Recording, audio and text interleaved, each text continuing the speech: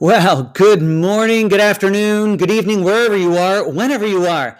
Hey, everybody, welcome back to another Solve Live. My name is Jeff DeVerter, and I am the Chief Technology Evangelist here at Rackspace Technology. And so glad that you are part of our little program here today. Well, you know what? Like normal, we're following a very similar plan. But it starts with you guys introducing yourself. So if you're watching this morning, wherever you are, hey, let me know that you're here. Put a note down in the chat down below. Tell me who your name is. Tell me where in the world you are. In fact, you might even also tell me what's your focus in technology. Why does this sort of thing interest you that you want to watch a little LinkedIn Live or over on Twitter, over on YouTube? We're on all of those platforms. So make sure that you're making your notes down below. Let us know who you are. Hey, a little later in the program, I'm excited to get to introduce a coworker of mine. His name is Brad Schulteis. He is the Senior Director of Global Government Solutions, because today we are going to pick apart the presidential executive order on cybersecurity. And I'm really excited to have a chance to get to do that. You're going to really enjoy getting to know Brad as well. Hey, we've got Tim from Fairview, Texas, not terribly far away. We've got a racker from India who has joined. Excited about that. Adam Bradshaw, glad that you're here. Thanks for joining in this morning. Well, hey, like I mentioned, we follow a pretty similar format around here these days, and it starts with This Week in Cloud. We're going to talk about what's happened in the cloud this week that matters to you and why it matters to you. We'll talk about some of the cloud releases. Brad's going to come have a chat. Hey, and everyone, I want you to make sure that you're thinking about a question for Brad. It's for the What's on Your Mind section, because all of this government stuff, as we think about the cloud and how it impacts, what we do, Brad lives that world. He is an expert in that space. So be thinking about your questions for him. All right. So with that, let's jump into pushing the right buttons and talk about what's new in cloud. Hey, I want to start with an article out of from ZDNet. And it says, and this comes from a security bit of research that IBM actually did. We got somebody from it's Daniel from New Jersey. Daniel, of course you're here. It's producer Daniel. Everyone say hi to Daniel. We've got someone from India. We've got several folks from India, some project managers. Glad that you're here. Hey, Canada's here. Our friends from north of the border here. Tim Cusack, curious to see what you cover on these. Well, Tim, I'm glad that you're here. I think you're going to enjoy this. And it starts with an article out of IBM. Some research that they did. And I was just recording a podcast yesterday with a gentleman named Matt Sosman, who is a security architect over at Microsoft. And we were talking about some of the best practices that people can do with cybersecurity. And he said the low-hanging fruit, the most obvious thing, patch your systems, review your settings, make sure it's configured correctly. And lo and behold, the article I read next was this one right here. And that was that 2/3 of cybersecurity breaches, and it doesn't matter what they're doing, but the way that they got in, unpatched systems, misconfigured firewalls, all the basic stuff. It's actually when people were coming in and they didn't have to do super hard work to get in, because there were vulnerabilities there that could have been solved through patches, that could have been solved through just reviewing the configuration. Simple stuff like leaving RDP turned on, simple stuff like leaving a port 80 turned on, and things. So folks, patch your systems. Learn from what the pain of others and what our friends over at IBM uncovered in their research.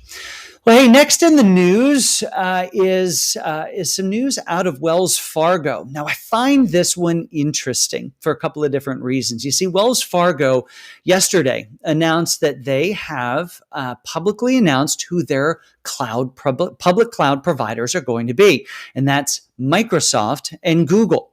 Now, in choosing Microsoft and Google, this is interesting because they are very publicly stating that they are going to go down a multi-cloud road. Now, Azure is going to be their primary cloud. Google will be a specialty cloud for them. This is a very common path. Now, this is also interesting because what we find here is another financial services provider moving away from traditional infrastructure in their own data centers and moving out into the cloud. Now, they also did mention in this article, which producer Daniel, of course, is going to put in the chat, maybe has already done that, that they will be using some colo providers and such because they want to get away from running their own data centers. But they realize, and this is a very smart realization, is that not everything fits 100% in one cloud or another. First of all, it's why they did a multi-cloud approach in the first place, Azure and Google. And also, it is why they're using some colo providers as well, because you know what, that AS400, it needs a place to run. I don't know if they've got them, but all financial services firms seem to still have them. Hey, Todd, we're glad that you're here. Mr. Gupta, we're glad that you're here as well. Hey, reminder, everyone, make sure that you are commenting down below. Would love to make sure that that I get to call you out and be thinking about what is on your mind. All right, now let's talk about what's happening in cloud releases. I really enjoy this section because, well, first of all, I was a little concerned as we were on here twice a week that there would be enough content each time. But you know what? These cloud providers continue to provide so many updates even while we sleep that there's no lack of content here.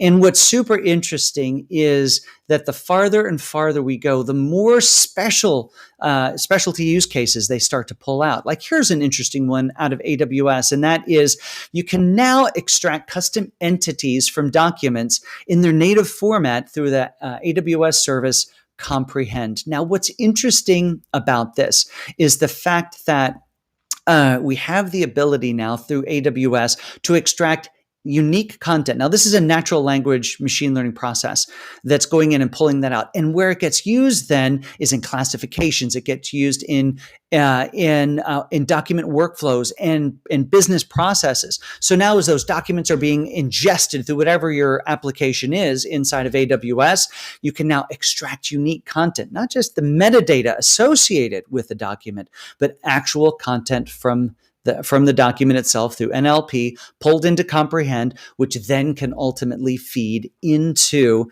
your own business processes. So super interesting bit of updates out of AWS there.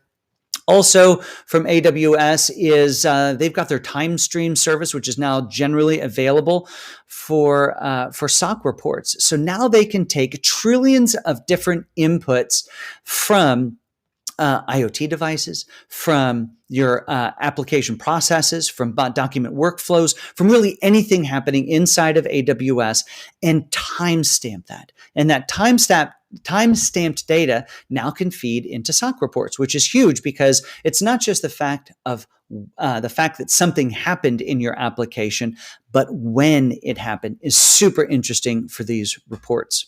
All right, so that's the news from AWS. Over in Azure, VMware solution, their VMware solution achieves FedRAMP high authorization. Now, when Brad comes on in a minute, maybe he'll tell us exactly what that means.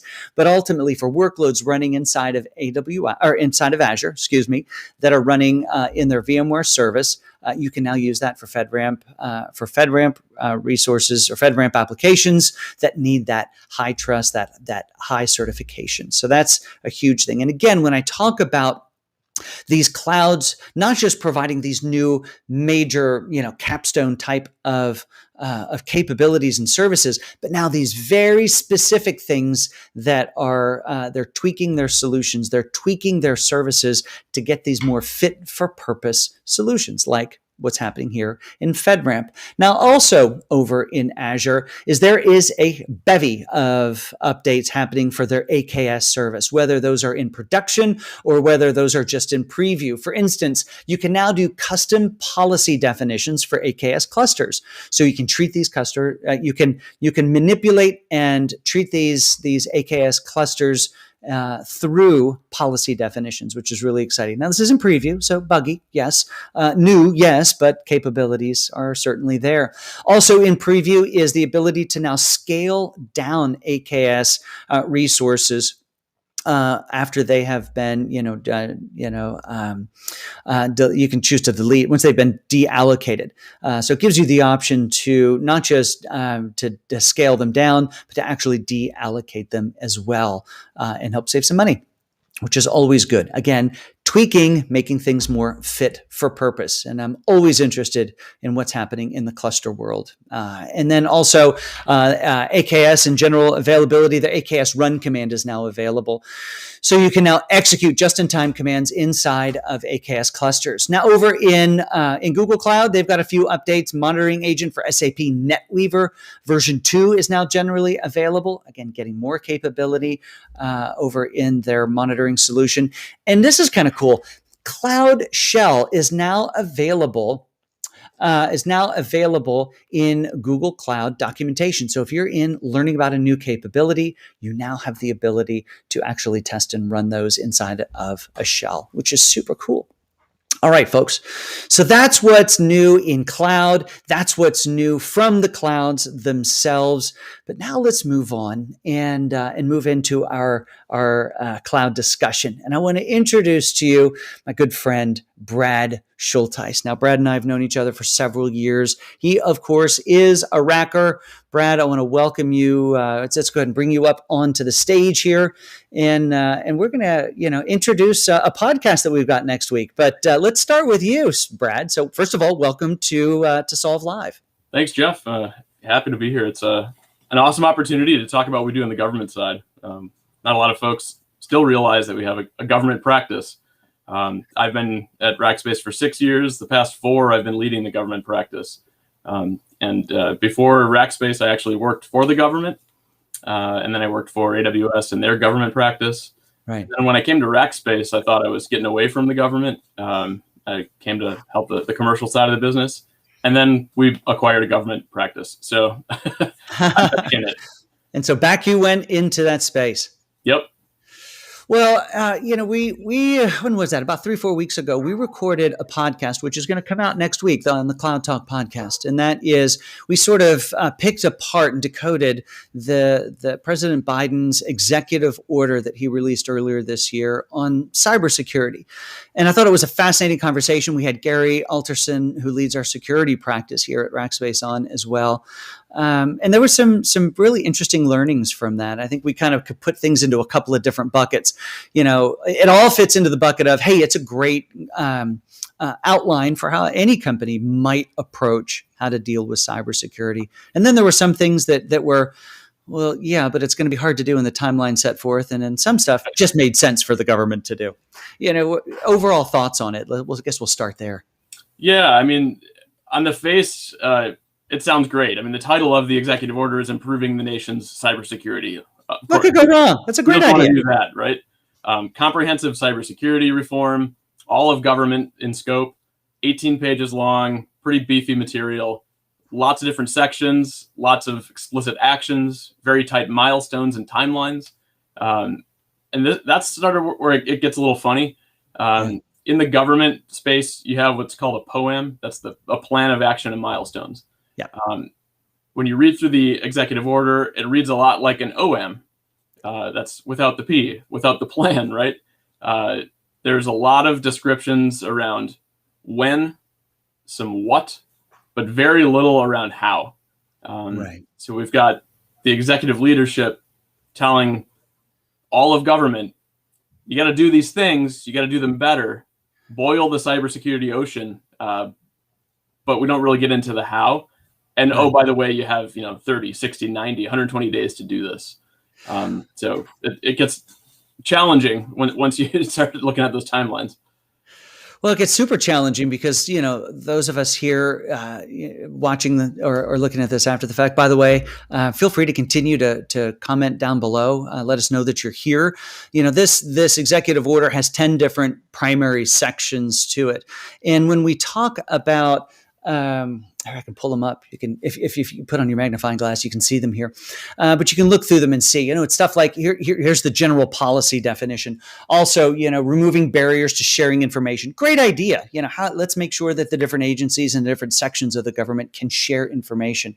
Modernizing the federal government as part of it, enhancing the software supply chain. All of these are good ideas, but if we, just kind of take one of them, for instance, and that is, let's increase our ability to have better access controls. We think about things, Brad, like two-factor authentication, which is a great idea. Everybody, in fact, every security person we talk to loves the fact, and it makes sense to have two-factor authentication. But how do you actually do that across all of the federal government and their contractors and into the applications themselves? And you gave an example in the podcast about how far do you take it? Do you take it even to the device level? How does that, in fact, maybe give the example about the printer. I mean, can you just print something anymore? Maybe we can talk about that for a second. Yeah, well, you mentioned AS400s before. Yeah. Still common in the financial world, still common in the government world. So we've got, mainframe systems and older systems that really never had a concept of maybe even multi-user, much less multi-factor authentication. Right. And authorization capabilities are just not there. So it starts to get a little bit bigger in scope rapidly when you say, okay, well, now this system that doesn't have an MFA capability, what do we do with it? Right. Do we migrate away from it? Do we upgrade it? Do we put a system in front of it and then exempt the actual device and system behind that perimeter from it, which really flies in the face of what we start talking about later on in Zero Trust, where they're perimeterless security. So it's a little bit more challenging than it might seem on the face to just say, oh yeah, MFA everything, because again, you got devices, you got printers, you got physical things that sit on the network that never had a concept of authentication or authorization. Yeah, and so anybody who's been involved in any large-scale IT upgrade process or transformation process, no, it doesn't happen in days or weeks. In some cases, not even months. We measure it in quarters or years. And when we talk about impacting all of these systems, it gets challenging. And one of the things we mentioned when we recorded about a month ago is that the timelines were pretty tight. But you mentioned just when we were kind of pre-show here, that they've made some pretty decent progress in a few areas. Hey, Heather, glad that you're here. Don't be a stranger. But Brad, maybe talk about some of the progress that the government has made in the past week or two. Yeah, so I'd say probably the biggest area of this executive order that industry is looking at, as well as the government, obviously, is around Section 3, and that's on the modernizing the cybersecurity technologies and talking about zero trust. So zero trust, big buzzword across the industry, now a big buzzword across the government. And they put a lot of tight timelines around zero trust. And they have started to hit some of those timelines. So just last week on the 7th, CISA and USDS and OMB released kind of a tripart plan, model, and reference architecture. So definitely encourage you to take that out. We can provide the link. But yeah, the maturity model now published in draft form for comment. They're going to take comments over the next 2 weeks. And then the reference architecture for zero trust, as well as the overall zero trust strategy across all of federal have been published. So wow, they've made some progress. Those are non-trivial documents to create. And so be interested to take a look at that. Now, one of the things that we both agreed is what was a great idea, and something that the government absolutely should be doing was the creation of where was it, the standard response for So let's review board. That's right. Let's talk about the review board. First of all, its parallels in the government, and then where we think it fits best. Yeah, I mean, you can think of this like the NTSB for cybersecurity. And obviously, I think what's healthy here is we're acknowledging these incidents are going to occur. What do we do when they occur? And there really hasn't been a comprehensive approach, a standardized approach across government. What they're saying now is, hey, let's create a review board. When these things happen, let's get the really smart people, all the executive leadership in the room at the same time and discuss what happened, root cause analysis, what do we do to fix it and address it going forward? And that's a great thing. And I think all of government should embrace that. I think all of cyber and industry should embrace that. That's a great concept. Be aware of what's happening. Take a look at what happened, and then try and learn from that. Makes perfect sense.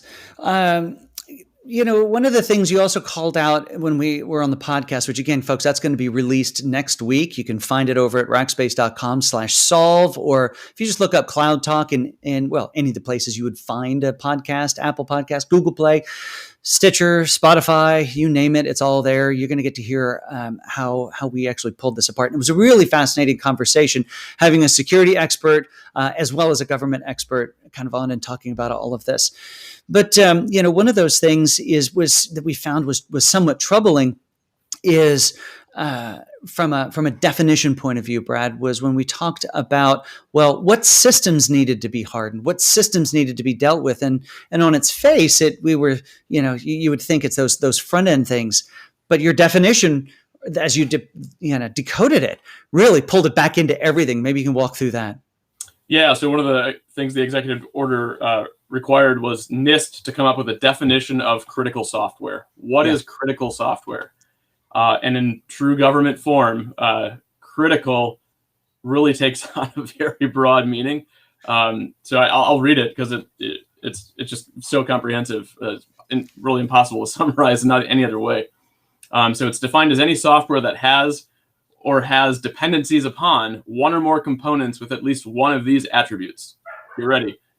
Designed to run with elevated privilege or manage privileges, has direct or privileged access to networking or computing resources, is designed to control access to data or operational technology, performs a function critical to trust, operates outside of the normal trust boundaries with privileged access. So we basically defined any system in the federal government.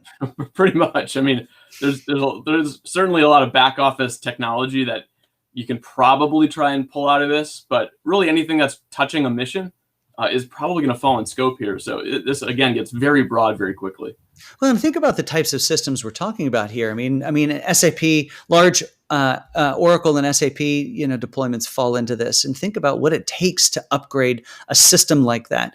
And I was having a conversation just the other day with someone, and they were talking about what are the hard systems to actually migrate to the cloud or to upgrade. And it's these that have been around for so long. And it's not just that they're old, because a lot of them have been upgraded along the way, but the fact that they've been there for so long and they hold so much data, so many other systems then rely on that data itself. And that's where this kind of stuff gets super tricky when you use a phrase like a process that runs with elevated privilege. Well, my ability to go from one application and pull data from another is a very elevated privilege. And those are the types of processes. Those are the types of systems and applications that in some cases are forgotten to time, but are absolutely key to the organization running effectively. Definitely.